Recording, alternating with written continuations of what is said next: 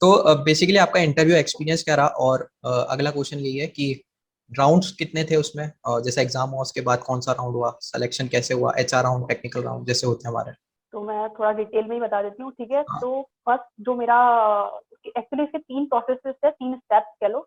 तो फर्स्ट जो था कि मैंने रजिस्टर किया था, देन उसके एग्जाम के लिए मुझे एक डेट मिली थी, जो कि आप किसी भी आईएनओ सेंटर में या नियरेस्ट टीसीएस सेंटर में जाके वो एग्जाम देना था, ठीक है।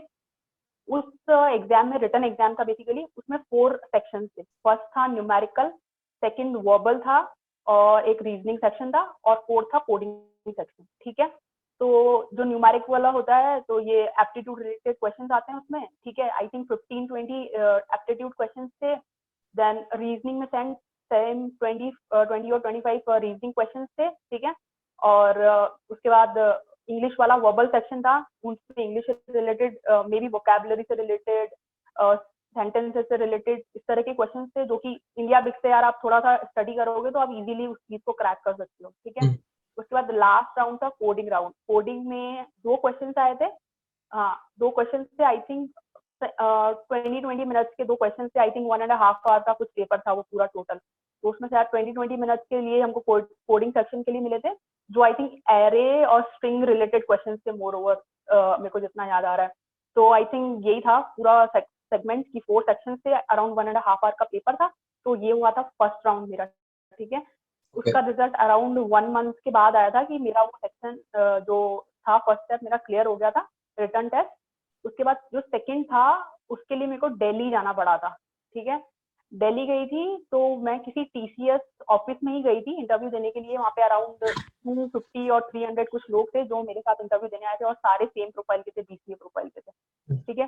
तो फर्स्ट राउंड जो हमारा हुआ था वो था टेक्निकल राउंड, एंड उसके बाद हुआ था एचआर राउंड।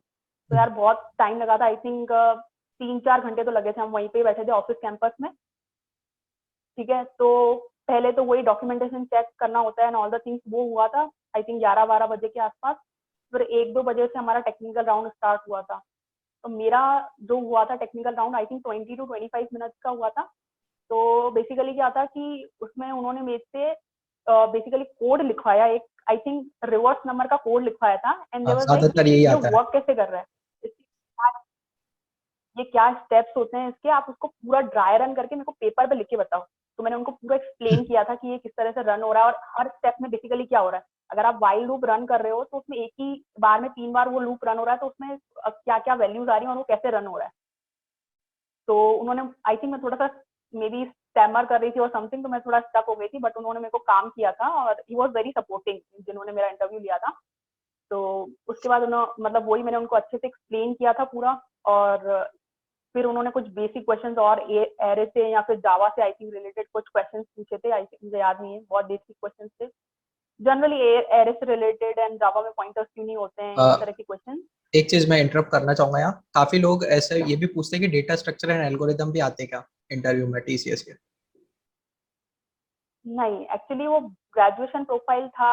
अगर आप एक्सपीरियंस के साथ जाते हो, अगर आप मास्टर डिग्री के साथ जाते हो, then they would have asked, okay. ठीक है। बाकी बीसीए प्रोफाइल के साथ इतना ज्यादा वो डीएसए के लिए इतना फोकस नहीं करते हैं। It was not that DSA oriented, बिल्कुल भी नहीं था आई गेस। ठीक है। बस ओके। ये बेसिक चीजें थी, एरे रिलेटेड क्वेश्चन थे। थोड़ा बहुत आपको बेसिक नॉलेज होनी चाहिए। सपोजिंगली आप बोल रहे हो कि मुझे सी प्लस प्लस आता है या जावा आता है, तो उसके रिगार्डिंग बेसिक क्वेश्चन, कि सी प्लस प्लस में अगर पॉइंटर होता है तो जावा में क्यों नहीं होता है, और अगर नहीं होता है तो उसकी जगह क्या होता है, क्या क्या कॉन्सेप्ट होते हैं, उनके ऊपर थोड़ा सा डिटेल में थोड़ा उनसे उनसे मेरा डिस्कशन हुआ था। मतलब उन्होंने क्वेश्चंस पूछे थे और हम लोगों का डिस्कशन हुआ था उसके ऊपर।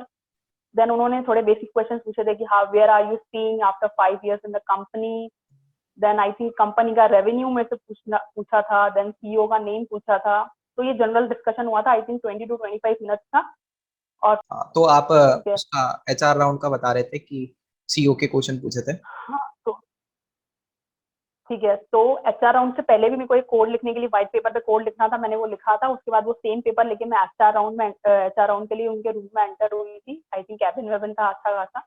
तो वहां पे मैं एंटर हुई थी और उनके पास मेरा पूरा डिटेल था, तो मुझे कुछ डेलिबरेटली बताने की जरूरत नहीं पड़ रही थी कि आप मेरा रेज्यूमे देखो एंड मेरा प्रोजेक्ट वर्क देखो and all the things. They have all the data, और उनसे रिलेटेड उन्होंने मेरे से क्वेश्चन पूछे थे, कुछ बेसिक क्वेश्चन। पूछे थे, जितना मुझे याद नहीं है, बट हाँ कुछ बेसिक क्वेश्चंस पूछे थे, मेरी हॉबीज पूछी थी, मेरा कंपनी के लिए क्या इंटरेस्ट है, क्यों मुझे टीसीएस ज्वाइन करना है, ये सारे मेरे इंटरेस्ट पूछे थे उन्होंने। और उनके साथ भी कुछ डिस्कशन चला था, एंड देन उन्होंने मुझे बोला था कि अगर आपको कुछ पूछना है तो आप हमसे पूछ सकते हो, बट डोंट आस्क कि आप मेरे को सेलेक्ट करोगे या नहीं करोगे, या मैंने कैसे परफॉर्म किया एंड ऑल दिस नहीं, थिंग्स, ऐसा नहीं इसका पूछना एक होता अच्छा है। जवाब, इसका एक अच्छा जवाब हम ये देख सकते हैं, पूछ सकते हैं उनसे कि आपकी कंपनी में हमको काम कौन सा करने को मिलेगा, कौन सी टेक्नोलॉजी पे काम करने को मिलेगा, कौन से प्रोजेक्ट्स मिल सकते हैं। तो इस टाइप का हम पूछ सकते हैं उनसे।